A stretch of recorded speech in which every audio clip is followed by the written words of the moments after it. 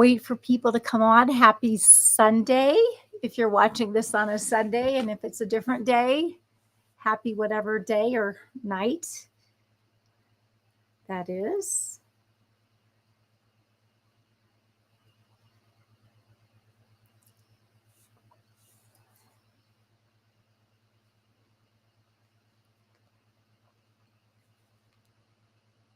And just wait for people to join.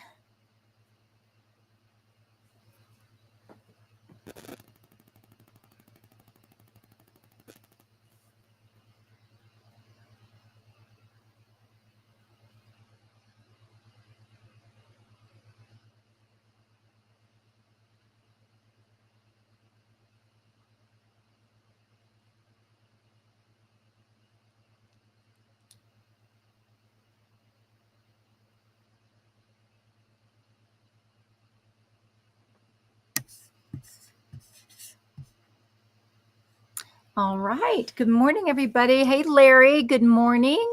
So good to see you. And we will just get started as people kind of chime in. Hi, Jennifer. Good morning, honey. Good to see you. So we're talking about God and humanity in healthy masculine and feminine expression. I put the word healthy in there because there's lots of different expressions, but I don't know if you've noticed they're not always that healthy. Of course, God in masculine and feminine expression is healthy, but we are messed up and we're hurting. We're hurting, and that's problematic. So, okay, so I'm just going to go ahead and get started. Our foundation scripture is in Genesis 1.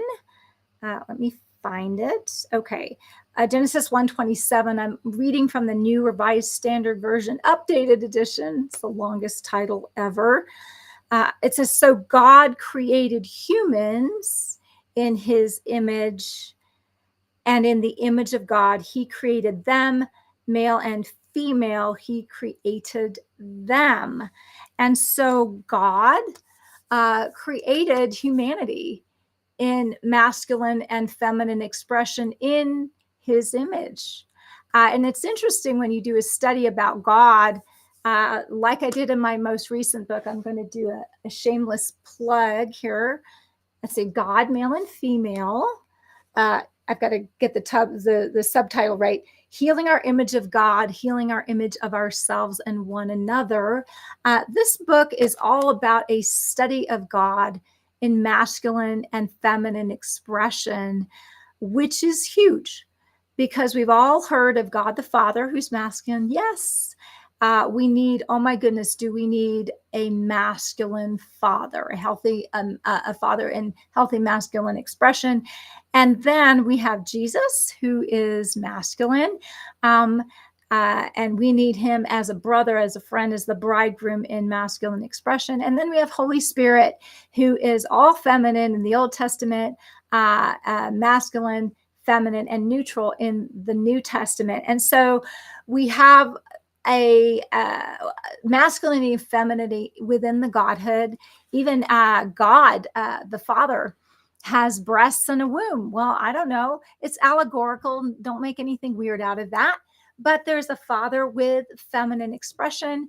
Christ is also expressed in feminine terms. The Christ has the spirit of wisdom, counsel, might, understanding, and fear of the Lord. All of that is feminine expression. All the I am statements, verse -2, are in feminine expression. I'm the way, the truth, the life. I'm the resurrection, the life. I'm the door. I am the bread of life. All the I am statements, -2, which is the good shepherd and the bread of life. Those are masculine. So Christ is masculine, expressed in feminine ways. So why is this helpful? Because we're confused. That's why we're helpful. Good morning, Raymond. We're confused because we get confused about what masculinity really looks like, what femininity really looks like, where the rubber meets the road. And we have a battle going on. And we have, we have feminine bashing, we've got masculine bashing. Now masculine bashing in our culture is in vogue. And this is tragic because men a lot of times feel they have to apologize for showing up in a healthy masculine expression. Now, are there unhealthy? Is there toxic masculinity? Absolutely. But if there's toxic masculinity, there is healthy masculinity. Masculinity in and of itself is not toxic. Okay. That is a lie from the pit of hell. Guys, we need you to show up in your masculine expression in healthy ways. And women, we need you to show up in your feminine expression in healthy ways. And so what happens is we have this huge divide. We have the battle of the sexes, and when one gender loses, both lose, right? And for millennia, women have been on the short end of the stick. I mean, with the fall, they lost in the battle of the sexes. God said that your desire will be for your husband, but he will overcome you, he will subsume you. And so this is about domination. Okay, so she was raising up, sort of outstretching to kind of be over Adam, and Adam squelched her. So there we have a lose-lose mentality, right? And so this has been a real problem. We don't need to go into a lot of discussion on that. But when one gender loses, the other loses. And now we've kind of swung the other pendulum. Now guys are afraid to show up in their masculine ways because they're told they're toxic. No, to be masculine is to be great. To be feminine is to be great. And we don't need to be caricatures of either. So we don't, there is, and I will say this, I'm going to use some terms, and if you will just hang in there, it'll actually help. And one of those terms, I talk about a masculine and feminine energy. Okay. Now, nobody panic. They talk about energy a lot in New Age, but you know what? They're on to something that the church needs to catch up with, because God has energy. The word energeo is the Greek word for energy in the New Testament. He has energy. He has power. He has dunamis, raw power and might. He has exousia and authority. He shows up. He / I'm going to go that way, shows up in masculine and feminine expression, and it's gorgeous. We need that energy. But what does that look for with us when we're dating, when we're in marriage, just in relating to each other as men and women in the workplace or in ministry or whatever? What does that look like? Because we need the guys to show up. And this is what I find in our culture now, is that the guys have been so beaten down, and we've had such a dearth of good, healthy fathering, that the guys have not either had the opportunity or known to, or maybe they've just wussed out to show up in a healthy masculinity that actually creates an environment for families to thrive. So when a husband shows up in healthy masculinity, he's the protector. You know what? I tell you, I'm really happy. My husband is a protector. He's a lot stronger than me. Okay. And I'm strong. Okay. Provider. I'm grateful. My husband does such an amazing job providing. I provide as well, but he excels at it. And then speaking identity. That is a function when the guys speak identity over their children, or when someone in authority in the masculine speaks identity over you. Man, it hits. It's funny. I tell my daughters, there's my sweetheart. He gave me a smiley face. Mwah, hi, honey. When my daughters, when they're in their insecure phases, and I say, honey, you have no idea how beautiful you are. And she's like, Mom, you just have to say that. It doesn't really count. But when Dad says, honey, you look so pretty, He's not even as effusive as I am. And it's like, oh, and you can literally see, yeah, I'm pretty, or whatever, or you're smart or whatever. Speaking identity, when the fathers do that over their kids, man, that hits. Okay. So that's a way that the masculine functions in an amazing way. The masculine functions in a way that's a rock, that's a shield, that's a tower, right? We do not want squishy rocks, shields, and towers. Okay. You build your house on a foundation. You want the rock of that foundation to be solid. You don't want it to be squishy.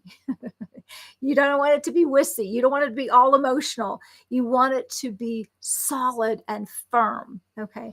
And that's a masculine expression. The feminine is more receptive. Clearly, just the way women are created and men are created, women are more receptive. Women flow more. You know, the wind flows where it comes from. No one knows. The wind and the water, the expressions of wind and water, and that's part of the feminine mystique, so to speak. You can't quite pin us down, which is really fun. I love being a woman. So that's a healthy female expression. Now, what happens with either one of the genders does not show up in robustness with who they are. And I want to be very clear that in every man, there is feminine energy inside every man. In every woman, there's masculine energy within every woman. You know what? This is where the yin yang thing in Eastern religion, I am trying to figure out what this is. Sorry, I got a notification. What the hell? Sorry, I had a really weird notification. It said I had to restart. I'm like, do I have to restart? Really? Okay, I think we're fine. Okay, I am going to. Okay, bad timing. Whatever restarted. So I think we're good. Okay, so when masculine and feminine show up in robustness, but there is room. Hi, David. It's so good to see you. Hi, Joanne. There is room for expression of the feminine within the masculine and room for expression of the masculine within the feminine, but we're not confused. And so this is where we have massive confusion. We've got women trying to be men trying to be women, and we're really confused. And let me say, in that confusion, there is a ton of pain. Okay. And so a lot of times we respond to that in sort of caricatures of what masculinity and femininity is, which brings more bondage. Listen, we're not looking for more machismo, right? We are looking for you to be solid in your masculinity, but also recognizing there's a feminine energy, the emotional heart, right? That needs to be expressed as well. And that is exactly as it should be. We need women to be solid and firm in their femininity, but also a masculine expression also needs to be formed. So let me finish off with the women, and people have been signing on. So hello, Maura. Hi, Joanne. Hello from India. How good to see you. So when that works, there is life. When the two come together, it's synergetic. It is greater than the sum of its parts, right? And so when the feminine comes in, and maybe it's not like a rock or a shield or a tower, which are masculine expressions of strength, of protection, provision, and identity, but the woman shows up in more of a wispy way, a flowy way, like water, like wind, and there needs to be a place where that expression can happen. And the women are generally the comforters, the nurturers, and the teachers. So listen, when dad comforts a child is upset or hurting, whatever, they go to dad, and dad does his best, and that's great. Maybe he's really good at it because he's got some feminine expression there.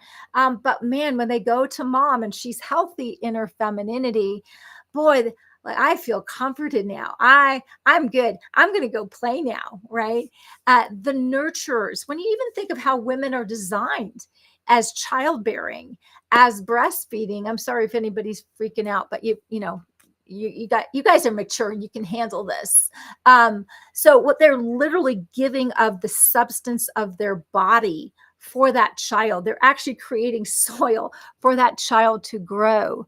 In case you've never heard men have emotions too, yes, and we're going to get to that. So perfect, of course. So sorry, I just had a hair. So that nurturing component is really important. And then the teaching component, who's the one that generally, I'm not saying it always happens, and there's exceptions to everything. So we're talking generalities, but this is to help people grab a hold, right? To grab a hold. In teaching, who's the ones that teach kids their ABCs, their colors, how to tie their shoes, how to behave in public, right? That kind of thing. The social graces. Usually that's the women. The women do that. There's a special grace on that. Can the men do it? Of course. Now I do want to get to this concept that you brought up, David, which is so pertinent.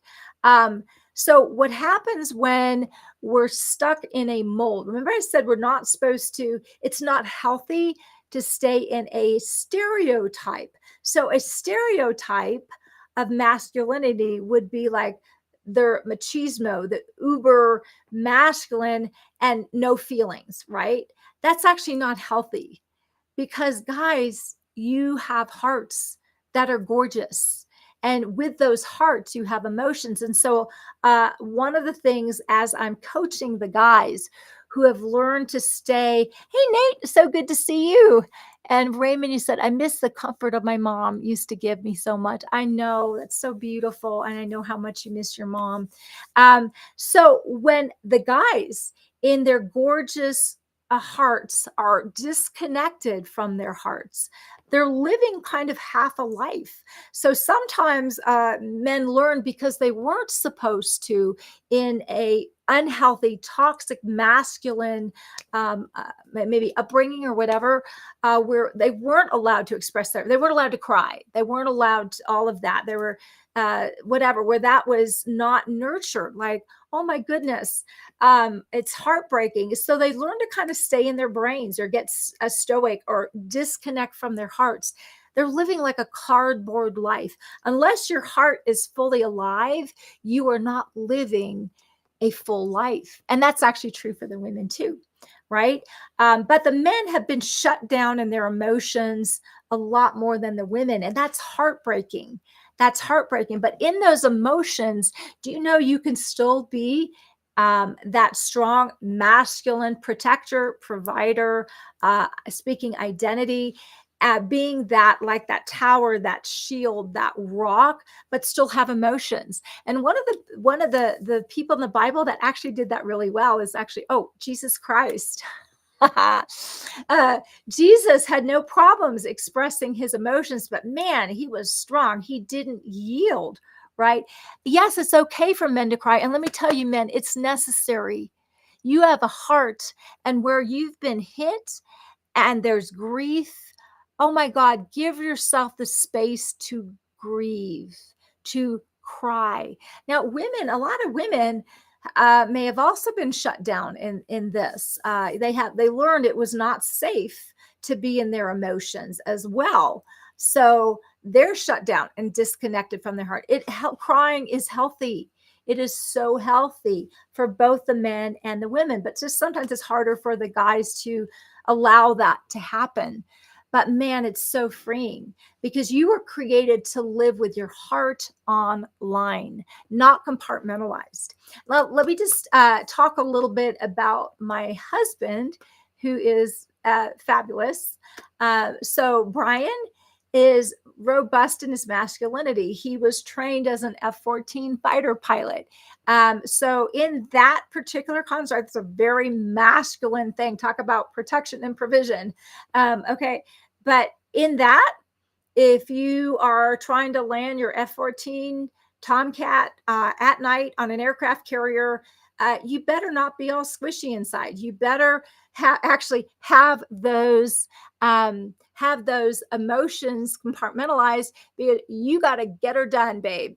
And you can't afford to be squishy. There's another time. And so what can happen is that men compartmentalize too much, and he has to learn to, who has had to learn to expand that. He's done that so well, because when it comes to his family, very, very much hard online. Thank you. Jesus wept. Absolutely, Nate. And I'm telling you, another one who looks gorgeous in that is Nathan Blouse, who very good friend of mine, who is very masculine, but just has this incredible, gorgeous heart, and just loves so well emotions online. It's beautiful. Raymond, you said, I'm super in touch with my emotions. Grief taught me I do not mind crying. You know, Raymond, that is so true. And it's so beautiful on you. It's so beautiful on you. I just love your heart. So gorgeous. Um, Thank you for helping me with this. My mind this morning, I needed to hear this. Thank you. I so welcome. So let's keep on going. So absolutely. So guys, hear me when I say your hearts need to be online.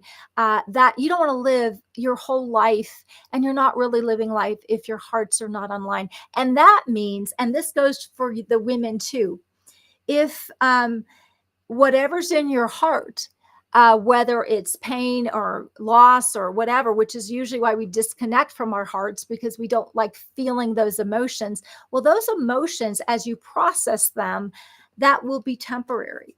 And so when people are on lockdown, they're living not, they're like the walking dead, right? When you're not connected to your heart. So finding a safe place to release those emotions are really important. And that goes for either gender. Okay. Now, let's say because we have generations of men that have not been fathered well, there's been an epidemic of fathering. Hi, Rhea. Yay. Hi. Thank you. She says, so good. You are revisiting who Trinity is, right? We have an epidemic of fathers that have not been fathered well. And so what happens is, if you don't know, if you haven't been fathered well, it's really hard to be solid in your masculinity and not go to stereotypes, or not go to maybe promiscuity to try to prove something. Um, and so, and what it does is it shatters the family. And so when there's not a strong masculine presence in the family, then usually what has to happen is the woman has to step up and provide that. And so she has to get out of her femininity and operate predominantly in a masculine energy, which is really, really toxic. Hi, Lisa. So good to see you. So when that happens, but and this can really go way overboard, where, basically he kind of gets wussy and she becomes a harpy. Talk about lose, right? And so, what needs to happen is both need to stand up in their masculinity and femininity, so that the man is he's just stepping up in the fullness of who he is, and the woman steps up in the fullness of who he is, and that those expressions meld together. You can't have two people competing for to operate in the masculine energy, and you can't have two people competing to operate in the feminine energy. Everything falls apart, and families spin out. And we see it over and over and over. And so the problem is the women a lot of times get really bitter about this. And what do? They male bash. Okay. So now we have something completely messed up, because when you have one gender lose, they both lose. Okay. So we need everybody stepping up to the plate, everybody being robust in who they are, and learning how to meet in the middle. Okay. Because if we're competing for the same thing, this is just not healthy. Now let's be very clear. Whereas we were talking about it's okay for the men, it's actually not just okay, it is necessary, so that the feminine energy, the emotional energy of the heart, is so important to be expressed in the masculine. And the picture of, I like, my favorite picture of that is this, is this big masculine guy holding his little baby and just so tender. And it's just the most gorgeous, like, fall in love with that version of healthy masculinity, right? If you had a guy that was too cool for school, too robust, hi Elizabeth, so good to see you. He wouldn't be able to bond with his baby, right? So it's designed for that. With women, you also contain some masculine in you. So the feminine is more receptive, flows more, is a little bit more squishy, is a little bit like the wind and the waves and the water and the mist, and doesn't know where it's going, but it's that mystique and it's beautiful. But also you have masculine energy in you. So a lot of what I'm doing now is more of a masculine energy, because why? I'm teaching, I'm definitive, I know where I'm going, I'm whatever. And that's great. And so you get that as well. There's no competition, but there is a flow and learning how to flow. Hi, Stacy. So good to see you. I don't, have you been on before? Are you new? And if you have, I'm so sorry, but I'm glad to see you. Welcome if you're new, and welcome if you've been here. And if I've missed that, just forgive me. So anyway, when you have the two come together, it's beautiful. Now, oh, wait a second. Wow. Lisa Couture is talking. She always says brilliant things. So I have to read this. Healthy identity happens when we are free to express emotions, male or female. My little grandson was walking his cousin's baby doll yesterday. I loved watching it. We need healthy male role models who model loving children, care, taking, and protection, right? And it's beautiful. So when you have the two come together in a healthy expression in, say, marriage is kind of like the ultimate coming together, although you have partnerships between men and women in ministry and banking and at the grocery store. I mean, we run into each other all the time, but the ultimate is marriage. And God is such a high value of this, that only this could potentially approach the mystery of Christ and the church, right? And so in a marriage, you can't have two people constantly competing for dominance. Uh, Hi, Ellen. It's so good to see you. You can't have two people constantly competing for dominance, but you can't have one dominating over the other. As a matter of fact, dominance is fallen. Let me just help you. So in the fall, as one of the repercussions of the fall, God said, because Eve, that you have yielded to this fallen way of being and all of that, you shall stretch forth to become over your husband, but your husband will basically squash you. And so it's a fallen way of being, that she would try to stretch forth and sort of take dominance. Okay, that was fallen, but bam, he would squash. And that's been the battle of the sexes. So women traditionally over the millennia have been dominated. And then in the church, we've underscored that. And if you look in most of traditional church, you got the male CEO and everybody's in between, and women are off teaching the kids. Okay, and I'm not about going to spin off into women in ministry, but I will say this is a very fallen way of being. So when you have men and women in leadership, it's going to look different. And viva la différence, we need it all. See, a lot of times women have a very strong intuitive sense that the guys really need to listen to, right? That is actually a gift from God. And so I'll just use my husband and I, not that we're the poster children for healthy marriage, but we're pretty great. All right. So Brian, very masculine, has a very tender heart, particularly towards his family. I am very feminine, but I also have a lot of masculine energy as well. And my natural tendency, we're both kind of cholerics, and why we haven't like just like, I don't know, been in battle for 28 years is the grace of God, because we both are, but we have, what we've learned, this is brilliant. You ready? We have learned to submit to one another in love. So submission is not just the wives submit to your husbands. Okay. The husbands also There are times when they need to submit to their wives. They're supposed to submit to one another in love. I believe it says that, in love. So what does that look like? That looks like wherever Brian has his thing. Okay. I'm so happy to submit to that. I was like, oh man, thank you, Brian, for doing the finances. I really feel bad because I feel like I should be educating myself and just be educated. I keep on trying to educate myself, but since I have so little interest, it never sticks. I am so grateful that Brian is in his space handling the family finances, handling the bulk of the provision. And man, I'm so quick to submit to him. I'm like, thank you, honey. Yay. Rock on with your bad self. I trust you. Women are leaders as well as men, which gets to my point. David, you are so good. You are my segue. So my segue to women are leaders as well as men. So, but in the construct of our marriage, there are things where it's definitely my wheelhouse.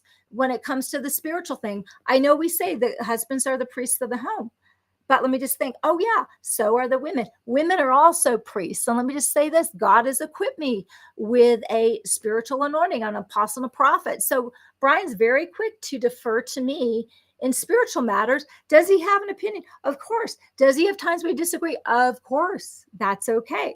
But in that arena, this is kind of my wheelhouse. In the emotional health arena, that is my wheelhouse. In the physical health arena, that is my wheelhouse. So he's very quick to submit to me in love. When we're dividing up the duties of the household, if I have to fix it, that would be a hire out, except my husband likes to do it. I will submit to him in love. Thank you, Brian. When it comes to things like cooking or laundry or cleaning and stuff, that's kind of my wheel. He will submit to me in love. This is how we handle. We are both leaders. So he's like the CEO. I'm like the CFO, except for I am not an F because I don't do finances. So we'll say the CSO, the Chief Spiritual Operations Officer, and we work together. We work together in this. And if we disagree on something, it depends on how passionately we disagree. Like there are some things I'm just not going to yield because that is like a God. I'm not yielding. It's not a thing. And he will submit to me in things where it's like, you know what? I disagree with you, honey, but you know what? I will submit to you in this and trust the Lord. We will not be split apart because of disagreements, right? And sometimes you just need to agree to disagree, right? But we're both leaders within the household. Well, you take that out. It starts with the nuclear family, and you take that out within the church, which is actually, let me think, a family that is that as well, right? And so, in the places where the church has been traditionally male dominated, what a waste of the female gifts that have been needed.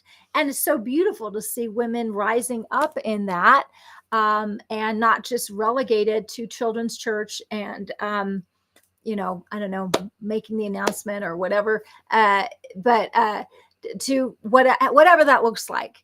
And so what do we do? We're submitting to one another in love. So you have masculine, you've got feminine, and you've got receiving of the gifts in whatever arena that is. Now, I think it's really important to ladies. I'm going to talk to you. Yay, I can do this because I am one. Oh, wait, before I talk to the ladies, Raymond, you said you and your husband are so wonderful. You're one of my favorite couples. Oh, thank you. That's so sweet. You're adorable, Raymond. Thank you. That made my day.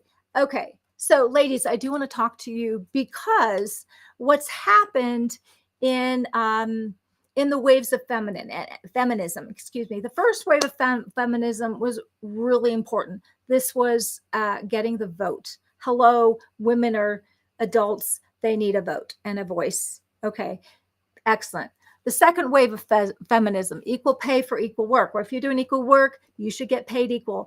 That's actually mostly good. There's still some question with it, even when you take into account that women go home and have the children. But I don't want to quibble. But that's excellent. Okay.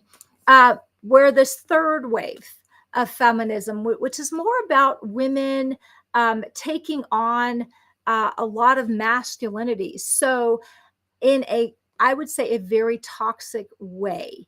So in other words, when women are rising up over men, remember that's a lose-lose proposition. They're basically saying, guys, just leave your sperms at the door. We don't need you.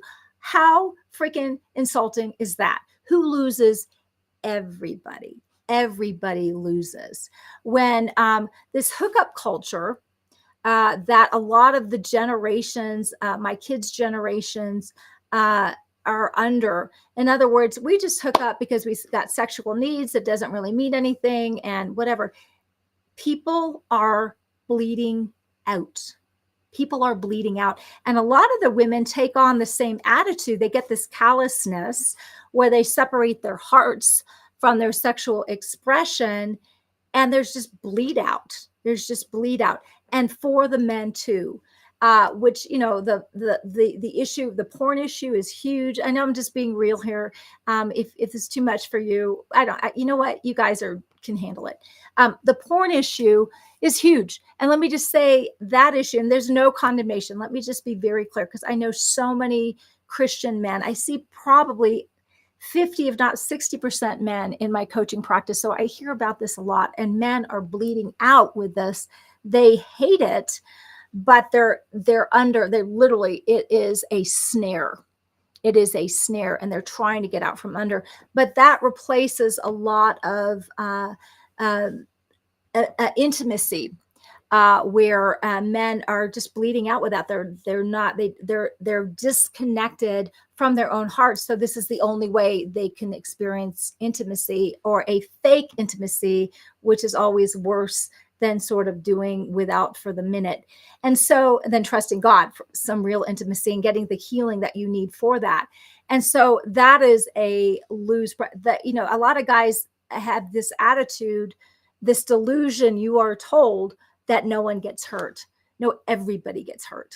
The guys that are taking it, you guys are just being suckered into bondage. The women, the children, the boys, the other men in the porn, it is atrocious. And whatever you need to do to be healed in that. So that's a huge thing. But then the women, there have been subsets of women that are taking on a very kind of militant, hyper masculine energy that is so toxic, and then wondering why guys are kind of put off, or whatever, or why they're not happy. This is not happiness. This is not freedom. This is not liberation. It is bondage. It is bondage. Sex was created in the safety of marriage to two people who are committed to each other for life. That's what that's designed for. However that works itself out. And I'm not condemning anybody. So please hear me. Please hear. I've sure made my mistakes in this area. So if you think I've walked it out perfectly, let me disabuse you of that. But I'm telling you what works and what doesn't work. Okay. And this is where our masculine and feminine expressions get to be expressed in a very healthy way, a very healthy way, so that men are not dominating women and women are not dominating men, that we're leading together in unique expressions. And that is gorgeous. That is greater than the substance, than the sum of its parts, right? That's synergetic. Hi, Tremaine. It's so good to see you. I've missed you. So good to see you. I'm trying to think of what else might be helpful. And if you guys have questions, or what about this, or what about that, I'm happy to answer them, because this is such a huge topic. And we are bleeding out. And my heart goes out to the women. My heart goes out to the men. This is so painful. It's so painful when we're not in line. And ultimately, we're called to love as Christ loved, but love can be very robust in masculine expression, and can be very robust in feminine expression. It's whatever you're wired to do and wired to be. And there's no one way. There's no one way to be. But if you want to look at healthy, how is Jesus? Jesus is the expression, right? The full expression of the Godhead in visible human flesh. Thank you, Jesus, for that, right? And we needed that. But he behaved in very robust masculine ways, right? And he also behaved in very tender feminine ways as well. Remember, so God is both male and female. We started out with that premise. If you haven't picked up my book, I'll do my shameless plug again. Here we go. God, male and female, healing our image of God, healing our image of ourselves, and healing our image of one another. That's the starting point. If God is both masculine and feminine, then what does that look like in healthy? We want healthy masculinity, we want healthy femininity. And we look at Christ, and he was so beautiful. You know, as I said, all the I am statements of Christ. Christ is masculine. Jesus was masculine. Hey, it's Lori Moss. Hi, Lori. So good to see you. Lori used to be on my team, and then she went off to be in Canada, and then she went off to do her own amazing kick butt things. But I'm just happy to see you. So Jesus, in his masculine expression, came as the Christ, came as in masculine, as a masculine form, but expressed himself in many feminine ways. All the I am statements: I am the way, the truth, the life, all feminine nouns. God is love. Love is agape. That's feminine. All the fruit of the spirit are feminine. Oh, and let me just balance it out. So are the fruit of the flesh. So just in case you guys felt like you were being picked on, I am the door. That's feminine. I am the shepherd, good shepherd. That's actually masculine. I am the bread of life. Bread is either masculine or neutral. I don't remember. Life is phos, and no, phos is light. That is feminine. So Zoe is light. It's nice to see you speak about this and show your book. It's so important. Thank you, Lori. And one of the reasons why I did want to bring up the book is not just to study God and masculine and feminine expression, because that is actually a theological study, and it's really good because theology matters.